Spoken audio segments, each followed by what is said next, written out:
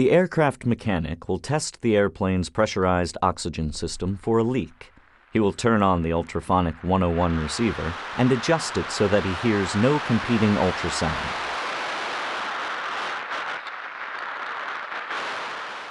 When he detects the sound of a leak, he will pass the receiver over the leak from all directions to pinpoint the location of the leak.